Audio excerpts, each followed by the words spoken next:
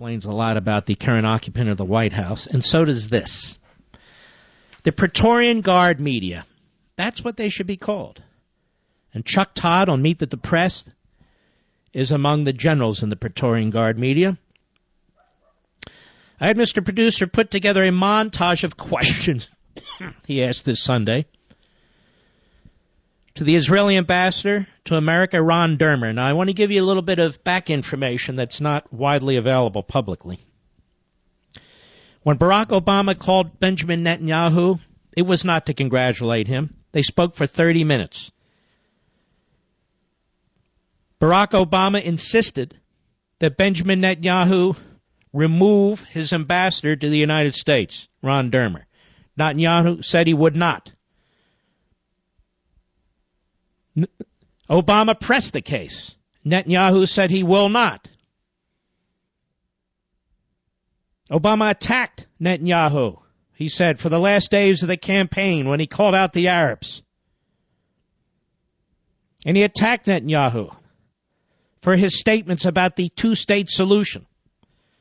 Unfortunately, Netanyahu's position is that he still supports a two-state solution. However, he said, as long as that other state is committed to Israel's demise, as long as they won't disarm, as long as they will not recognize Israel as a Jewish state, how can there be a two-state solution? And as I say, the two-state solution would be a final solution. And so it was a disrespectful, rude conversation on Obama's part.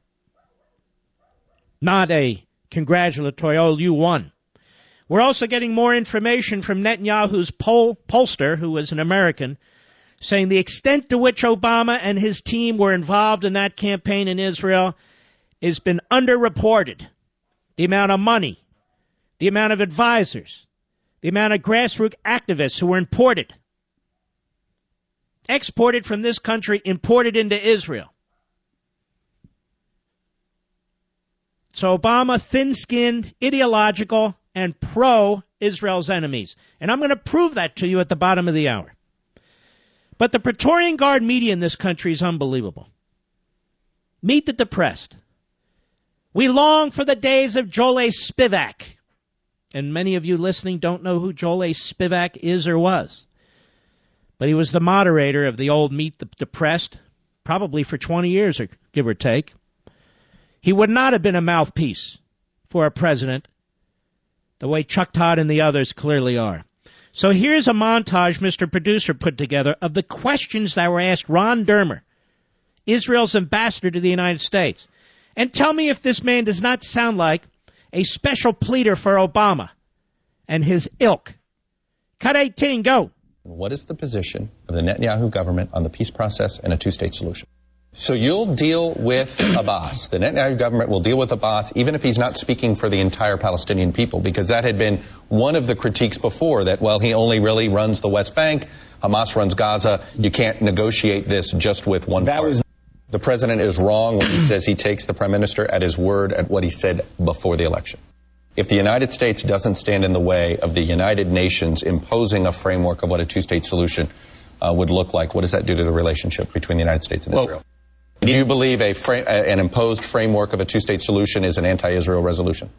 Let me ask you something about settlements. During the campaign, and I want to put up this from the Washington Post, reports where Netanyahu said settlement construction at Har Homa was not only to provide housing for residents, but also to deny Palestinians territory and continuity. It's a neighborhood that I initiated in 1997 in my first stint as Prime Minister, Netanyahu said. He said its value is that it stops the continued advancement of the Palestinians. This goes to the critique of the settlement construction, that settlement construction is all about preventing a Palestinian state. What do you say to that? What is a bad deal with Iran? We know you're not going to get what you truly want, zero centrifuge and all this. What is a bad deal? How do you restore trust as an ambassador here in the United States? Some in the Obama administration quietly seem to hint that if relations could improve with the prime minister if you weren't in your position. What do you say to that, Chris? Do you believe the Obama administration can trust you? This is why these Sunday shows are a disaster. This is why, honestly, I am flirting with going on TV. I don't mean on these programs. I I could do a better Sunday show than this, Mr. Producer. A 30-minute Sunday show. Do you imagine what I could do with that? No wonder people tune out. If you want to hear Obama, you turn on the Sunday shows and you have these Praetorian Guard phony journalists going on there, on and on and on and on. This country's surrounded by enemies. This country has been subjected to boycotts in Europe and the United States. I mean, with the rise, not a single question, with the rise of ISIS, with the rise of the Islamo-Nazis in Tehran, how does Israel hope to survive? Not a single question about any of that. Not a single question about the interference by this president, his fingerprints all over it, in the election of Netanyahu. Not a single comment so that the viewers could understand that the Prime Minister of Israel wasn't just reelected, he was reelected by historic numbers. He got more votes than any candidate in Israeli history. Same can't be said about Obama in America, where he lost votes this time around. Not a single serious question. All he does is repeat. Repeat what Obama wants him to repeat. That's a pretty damn sorry state, don't you think? And then there's Dennis McDonough at J Street's annual conference. J Street is, in my opinion, an Israel-hating organization that promotes boycotts, that apologizes for the Islamo-Nazis in Iran, in addition to James Baker III keynoting the speech, which exposes him. He's fully out of the closet. This is the chief of staff to the President of the United States, speaking in front of a Israel hate group. Mark, will you get off Israel? For God's sakes. This relates to American national security. The Islamo-Nazis are arming up, and I'm going to get more to that later, too. They're going to leave the Islamo-Nazis with ICBMs, not to hit Tel Aviv, not to hit Haifa, to hit Los Angeles and San Francisco, and eventually Kansas City, and Detroit, and Chicago. And after that, Philadelphia, and Boston, and New York, and Baltimore. These people are serious.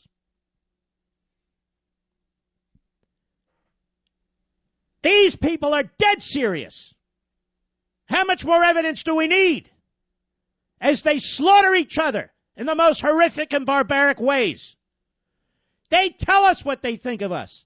Death to America. The head Islamo-Nazi in Tehran. Death to America. And yet we're negotiating with them. What happened to all those who are opposed to the Second Amendment in this country, Mr. Producer? Where law-abiding citizens shouldn't have guns, which they have every right to have under our Constitution. But Islamo-Nazis in Tehran can have nuclear weapons. But he's not the problem. That apparently doesn't offend Dennis McDonough, this moron who's the chief of staff to Obama. So there he is, speaking to an Israel hate group. Hat tip Reuters, cut 19, go. In 2009, Prime Minister Netanyahu publicly endorsed a two-state solution. Over the course of President Obama's administration, most recently with the tireless efforts of Secretary John Kerry, the United States has expended tremendous energy in pursuit of this goal. That's why the Prime Minister's comments on the eve of the election, in which he first intimated and then made very clear in response to a follow-up question that a Palestinian state will not be established while he is Prime Minister, were so very troubling. We cannot simply pretend that these comments were never made. Oh. And what do you mean by that?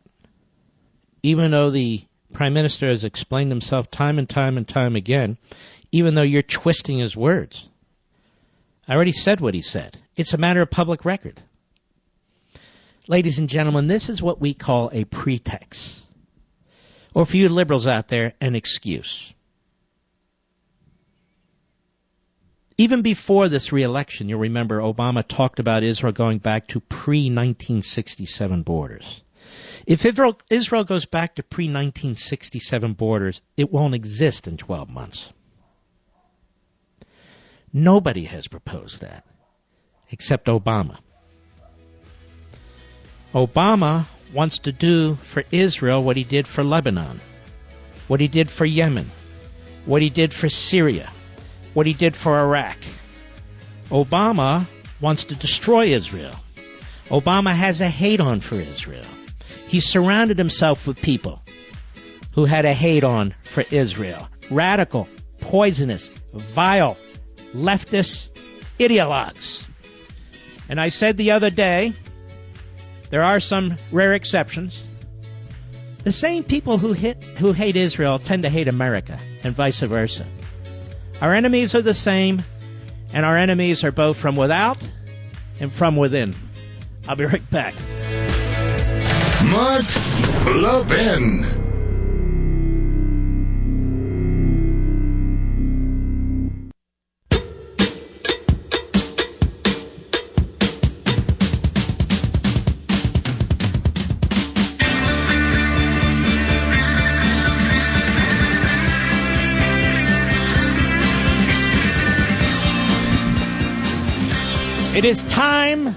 It is time that the Republicans in Congress target the United Nations.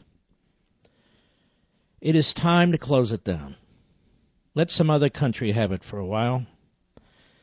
And let the genocidal maniacs from all over the world gather there.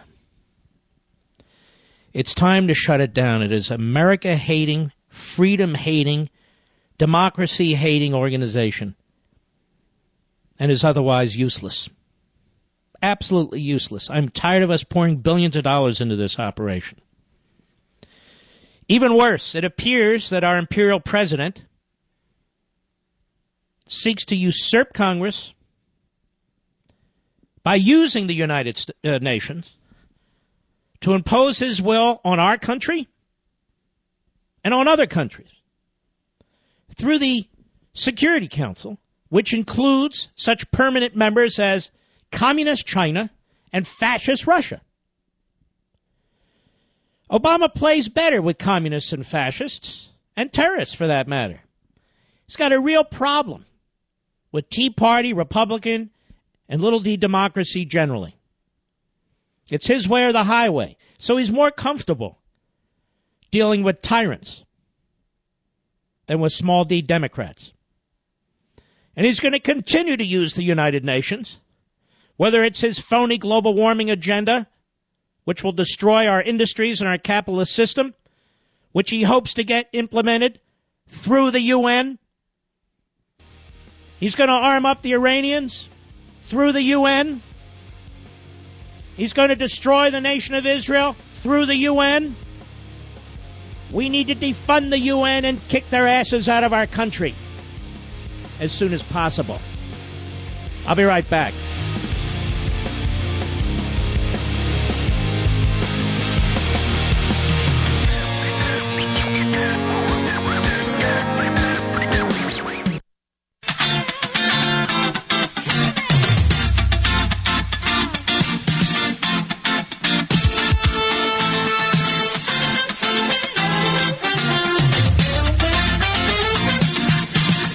Mark Levin, the fact checker of the left. Call him now at 877-381-3811. You know, my beloved audience, tax season is here.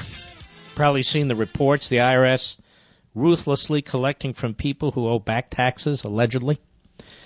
Now, if they want your money, they'll take it, whether it's your paycheck or bank account or even a lien on your home or business. That's why you need an expert on your side. And if you're going to make one call, it needs to be to the pros I trust at Optima Tax Relief. These guys are serious, they're good, they're experienced. Optima has the power to protect you from aggressive collection actions now, so the IRS can't take your assets later. For a very limited time, there's a tax debt forgiveness program that's saving people thousands, even tens of thousands, and no one knows more about this program than the experts at Optima. Don't put it off. You put it off, you put yourself in a horrific position. One quick call is all it takes to get started on resolving your tax debt. Optima Tax Relief has an A rating with the Better Business Bureau, and it offers a one-of-a-kind money-back guarantee. Nobody does that. Don't wait till it's too late. Call Optima now for your free consultation. 800-499-6300, 800-499-6300, 800-499-6300. I have a special guest to help us through some of this. Stanley Kurtz, Senior Fellow at the Ethics and Public Policy Center. How are you, sir?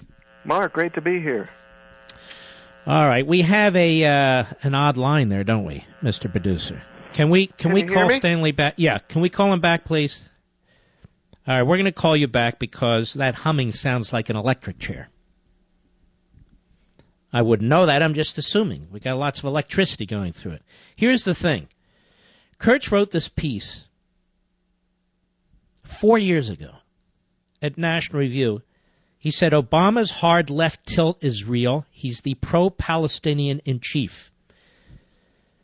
Now, a lot of us thought about this. A lot of us assumed it. A lot of us said it. But he put all the facts together. Obama's out for Israel now. He's out to take down that country. It's like in our own country. He's out to take down our own country. By hook or by crook. What do we do about it?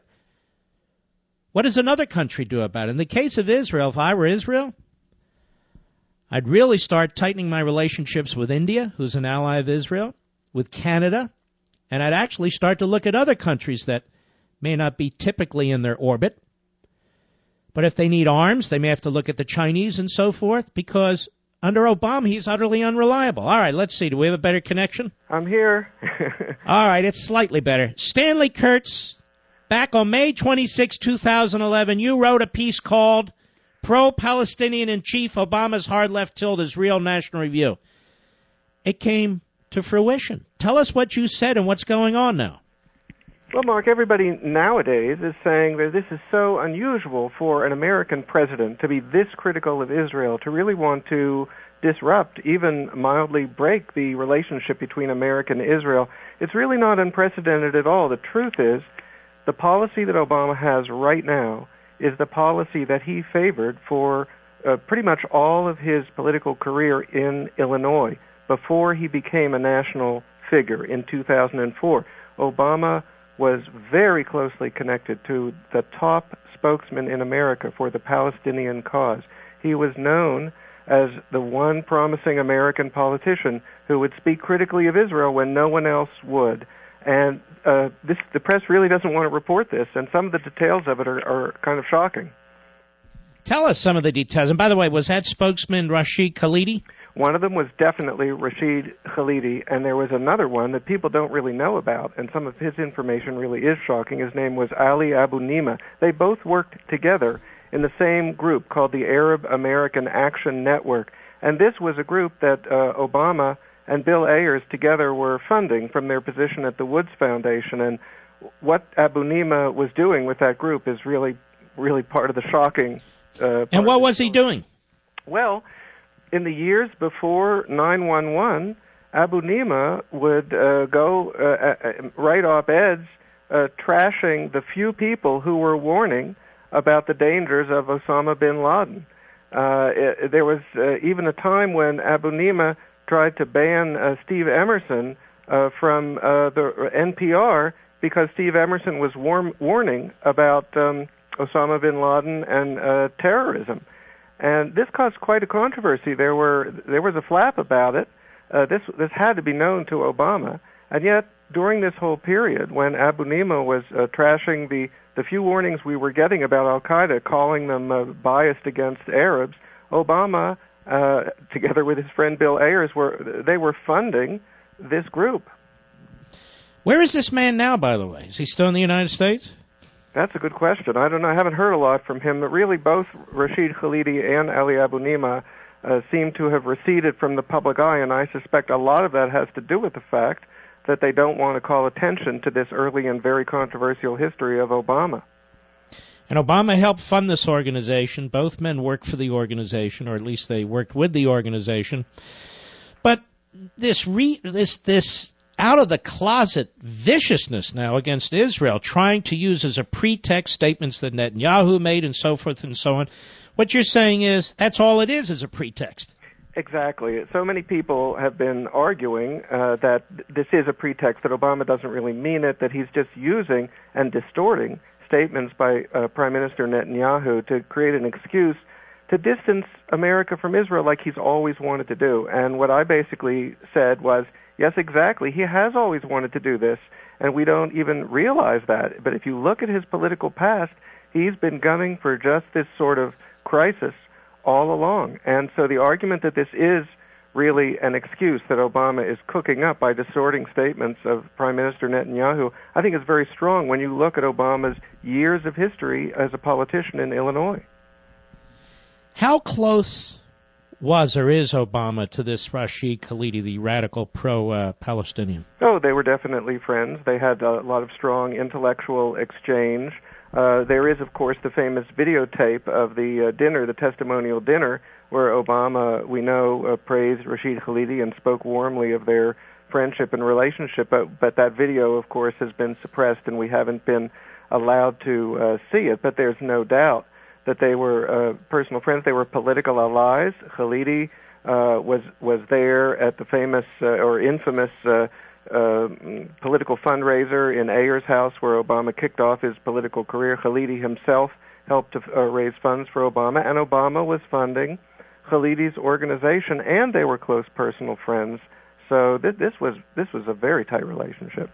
Tell everybody who Edward Said was. Well, Edward Said was the absolute leading spokesman for the Palestinian cause in the United States. And when Obama was at Columbia, everyone says we don't know anything about what Obama did when he was at Columbia. Well, actually, if you look carefully at the reports, there is a report that Obama took a course with Edward Said at the exact moment when Said had published a book called The Question of Palestine, which kind of set the leftist anti-Israeli view in American academia. At just the moment when Said did that, Obama took a course with him at Columbia, and then Said was very close to Khalidi and Abu Nima, and so we actually have a picture of Barack and Michelle Obama sitting at the head table next to Edward Said when Said came out to Chicago to encourage and visit the Arab American Action Network. He made a speech that was viciously critical of Israel, called on it to be stigmatized around the world as an apartheid state, and it was after that that Obama really started to get close to Khalidi and Abu Nima and to fund them. And the seat that Khalidi currently has at Columbia University, he's a professor there. What is the name of that seat that he sits in? I think it's the Edward Said chair.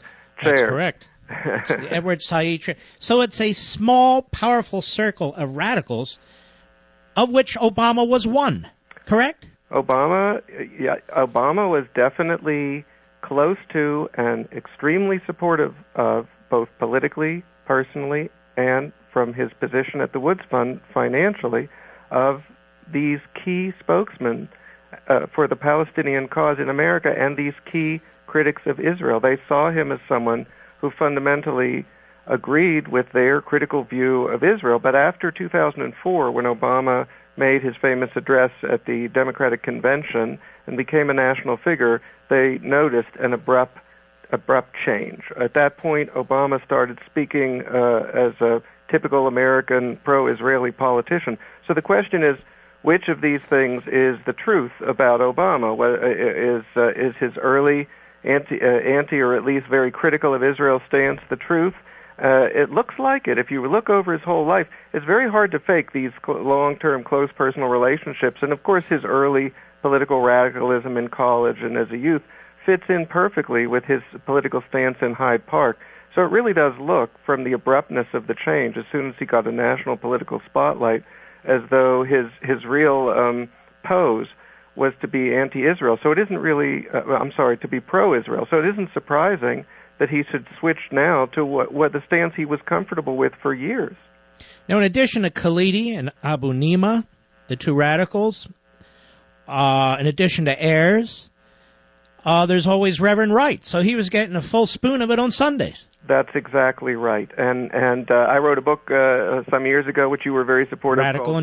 Radical in Chief, where I explained that how I showed how it was really impossible for Obama not to have heard Reverend Wright's true views on Israel and other subjects. So when you put it all together, it really is a very consistent picture. So how can there be any surprise in what's happening now?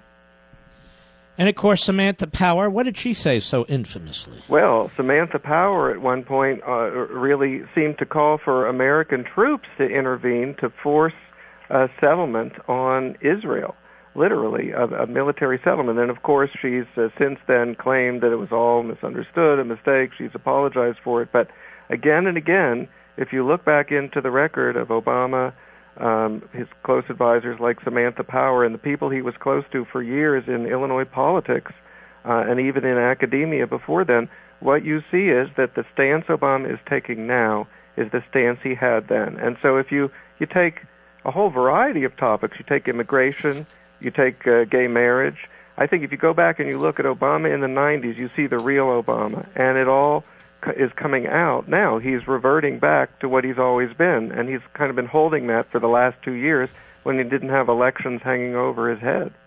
Stanley Kurtz, his chief of staff today, Dennis McDonough, said, and he was complaining about Israel, an occupation that has lasted for more than 50 years must end. Is this not unbelievable?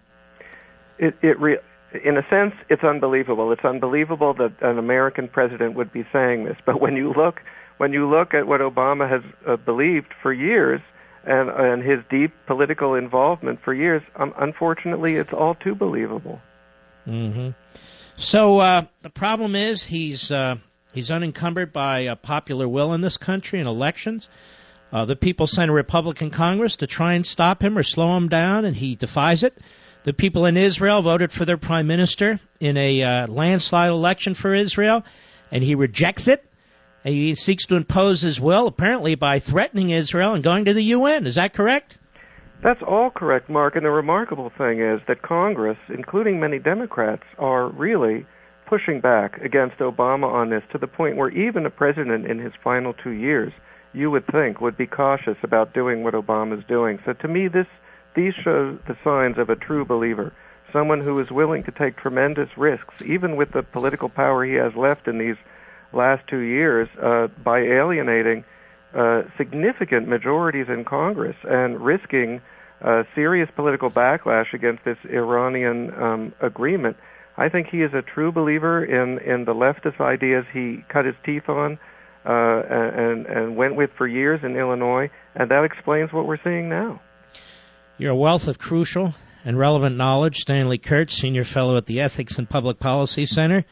Thank you, and God bless you. Thanks so much for having me, Mark. All right. Well, there you have it. His full Benito Mussolini is on display, and it's not very pretty. I'll be right back. Mark Levin.